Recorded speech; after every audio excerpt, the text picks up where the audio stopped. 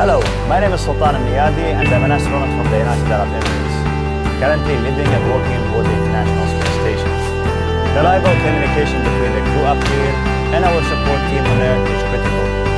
We rely on space-to-ground communication for many of our activities, from official calls during spacewalks and while conducting experiments to making personal calls with our friends on Earth. Let me show you how we make phone calls up here on the station using an IP or Internet Protocol phone through our computer. The phone connection is really clear. You will never know we are calling from space. I'll call a good friend of mine, NASA astronaut Megan McCarthy. The space station phone. Hey, this is Megan. How's it going up there? Good, we are just hanging around.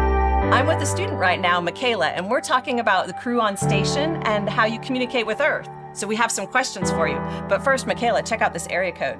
Oh, cool. That's the Houston area code. That's right.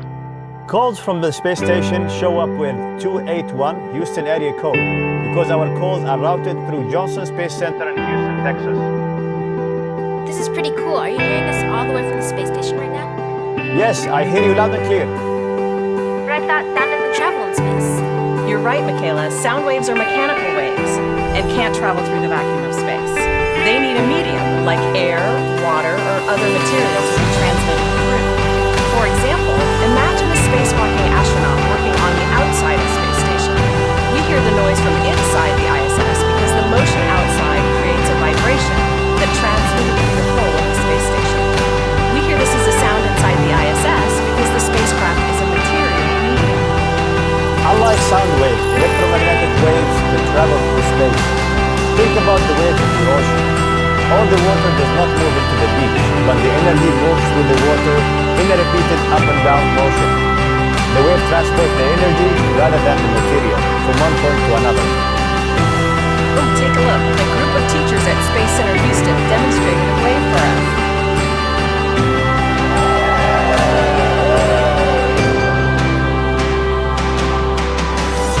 What a terrific wave! Even though the teachers didn't change seats, the motion was moved from one person to another and continued throughout the auditorium. Like ocean waves, electromagnetic waves move energy, in this case, from an electric charge from one point to another. Oh, that makes sense. How is the sound of my voice reaching you in space right now? Great question. The sound of your voice is encoded into a series of electromagnetic waves and sent to a satellite that will then relay the signal back to the station.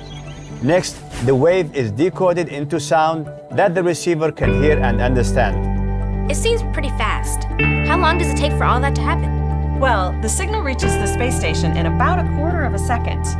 The time from transmission to reception depends on the location of the transmitter and the receiver. Since the space station orbits the Earth at about 250 miles above, it's close enough to make the communication nearly instantaneous. So, it takes a few hours for astronauts to get to the ISS and 3 days to get to the moon.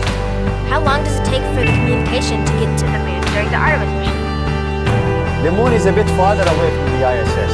Waves traveling at the speed of light from the moon would reach Earth in about 1.25 seconds, so the small delay would hardly be noticeable. Houston Moon Base, what's for lunch today? Moon Base, Houston. Looks like space burgers.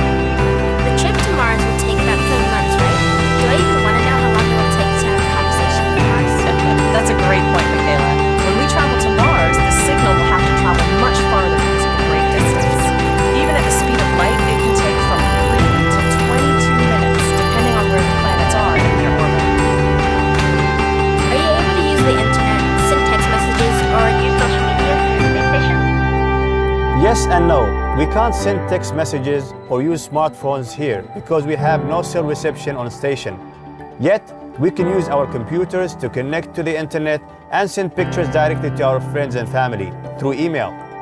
We also use our computers to post on social media and share about life on station. Station Houston on space to ground 2 for Sultan. I'm getting a call from Mission Control. I have to run. Continue to think about the ways communication connects us in space and on Earth.